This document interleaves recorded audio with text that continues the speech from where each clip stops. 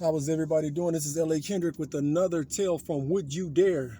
Allow me to pull up and turn this engine off and get you guys a good story. So I just pretty much just stop and find a good spot to tell a good story. I like it better when it's dark outside, but sometimes you can't always get it when it's dark.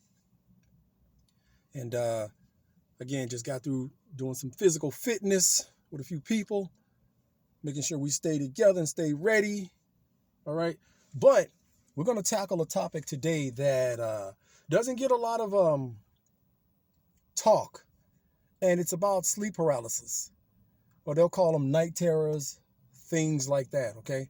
But in the meantime, in between time, make sure that you like, share, and subscribe. We need to get 55 people so we can do Q&A and pick your brains and go further and do live Q&A, should I say. And it's all good positive energy. And again, these things are not, these stories and topics are just random. I pick them, and I just have a thought, and I pick them, and I say, okay, let's talk about it, okay? Not only that, we're gonna do like I said, we're gonna do a few short ones today, and you guys give me your thoughts on it. Again, I'm a published writer, and I'm giving back to the fans and giving you guys something to believe in and use your imagination with. And again, right now, the hot book out right now is The Benefits of a Bully, The Onyx-Eyed Kids. That's for 10 and up, as they tackle cryptids and things like this that we speak about on this channel. And we're doing the Destiny versus Chaos series. We're going to try to wrap that bad boy up and have that published and out there for you guys somewhere around June of this year, right? But let's get started. They call them sleep paralysis, right? And it's been happening since I would say since the dawn of man. I'm pretty sure that man, as long as they've been able to dream, even some of the hominids before us that had human DNA, or the prototypical humans, first humans, or that would be humans eventually. I believe that they had these things as well, right? And so I'm going to give you just a few stories from some people that have actually had some of the worst ones, and maybe you can chime in and let us know if you've had any of these things so we can discuss it. One lady, her story goes like this. She calls it the old hag. She says, I'm 42, first had a nightmare about a terrifying witch at the age of 16. She kneels on my chest and stares into my face, slowly getting nearer and nearer. I am completely terrified. She wears a black cloak and a hood. Her face is like a witch, and evil generates from her, surrounds me from her. Other times I can be lying on my stomach and she will creep her hand up the back of my head, down my face, and hook her fingers under my top teeth and pull my head back. Other times she will bite, sit on the bed, knock the door, call my name, and generally scare the crap out of me. So let me give you the NHA's National Health Services. Let me give you their description and definition of sleep paralysis. Sleep paralysis is a temporary inability to move or speak that happens when you are waking up, or less commonly falling asleep, according to the NHS. Although you're awake, your body is briefly paralyzed, after which you can move and speak as normal. The paralysis can last from a few seconds to several minutes. Sleep paralysis doesn't cause you any harm, but being able to move can be very frightening. Some people have sleep paralysis once or twice in their life, while others experience it a few times a month or more regularly. Sleep paralysis can affect people of all ages, but it's more common in teenagers and young adults. Men and women are equally affected. Okay, there's another, and that's what the NHS is given as far as their definition of what it is. Here's another one. My dead cousin was in my bed. Saw him in my early 20s, and I used to have mild hallucinations when waking up without the use of an alarm, while being unable to move. This was years ago, and it really never bothered me, but it happened this morning, which was kind of my fault. So I hung a jacket from the hood of a closet door on the way in front of on the way in front of me the night before, and when I woke, I saw a woman standing there with the jacket on her back turned. So somehow I assumed someone I knew was lying in the bed beside me. I don't know who, so I was trying to yell to the person beside me. Then slowly the woman turned so I can see her from the side, and it was my cousin who died last year and was just staring at the mirror on the door. At this point, I'm losing my shit. Well, it says losing my shit, but I can't seem to yell out. Then all of a sudden, I regain movement and end up yelling, "You see her, right? Right? What the F is happening?" He actually put WTF is happening. I turn, and there is just a blanket laying beside me. And when I look back, I easily make out just the jacket hanging on my closet door. I'm still freaked out. Okay, again, I'm just reading it as it is presented. I'm gonna read you one more. This is weird.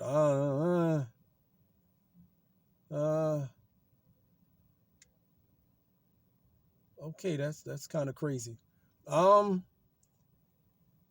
gonna read this one because we're all adults here. So this is just random stuff. This is not me speaking. This is fair use, you guys. Okay. This one says I have sex with my sleep demons. Sleep paralysis started when I was 7. It was scary. I remember the walls shaking and ringing in my ears, going through a tunnel. This continued into my teens, and sometimes I felt I was battling entire groups of demons that spoke strange languages. Then I explored lucid dreaming and following my spirit guides until they became unpredictable and began biting me and being evil in general. Then in my late 20s, I discovered that I could have sex with the beings. Okay. Again, not my words, you guys. And this channel is for adults. I know you're thinking that that's disgusting. I would move my hand to my private area and have an orgasm by myself without ever touching myself. Strictly in my head, this would immediately send me to sleep afterwards, and it has the added effect of making the paralysis enjoyable. That one's a little bit, oh boy, yeah, right? So these are just people's stories, and they're just speaking about sleep paralysis, right? And night terrors too. So basically, you guys, I just wanted to touch on that because again, it ties into a lot of other things. And again, as we travel through this life, there's a lot of things that we don't understand, and then we try to make sense of it through either therapy or just talking to people in general, right? And that's what we try to do here, just to talk and touch on things with the imagination and have a good time and just wonder about the what ifs. Would you dare share a story of yours that is in conjunction and speaking about sleep paralysis, night terrors, et cetera, et cetera? And you can tie some other things. There's some other things that's been tied in with it too. Not only, the thing about it, again, sometimes it just says more of a mental thing. You'll hear people say, well, it's just a mental thing, or you'll hear doctors and whatnot say this and that.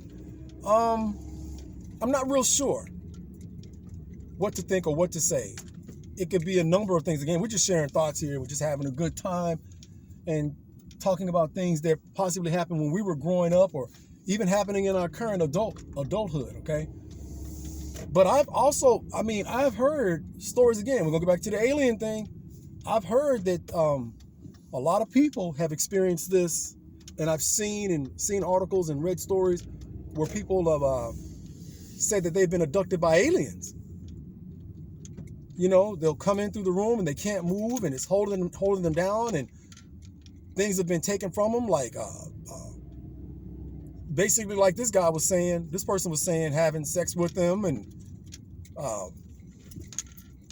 again, just taking them from the room.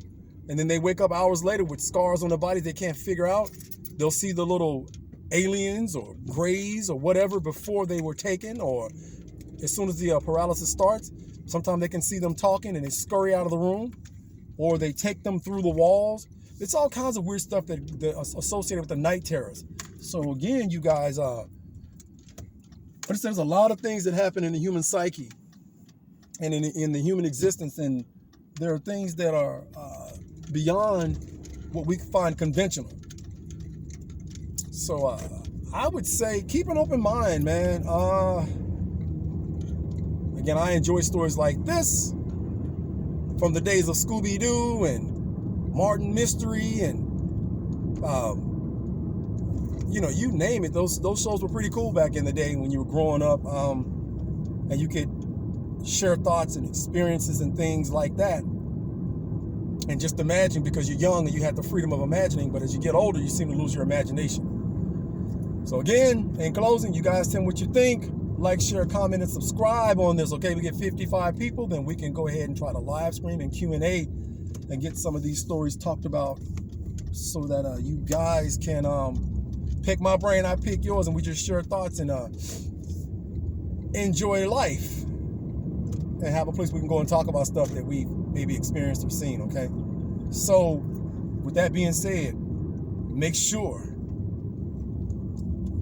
you check your home, you check your closet, you check all the dark recesses in your house. And if you work late at night or early into the mornings when there's very little light, make sure you check under your car, around your vehicle, inside before you get in, because you never know what's waiting to make you a story. And this has been L.A. Kendrick. I appreciate all the comments you guys have been leaving with another edition of Would You Dare? You guys fill in the rest.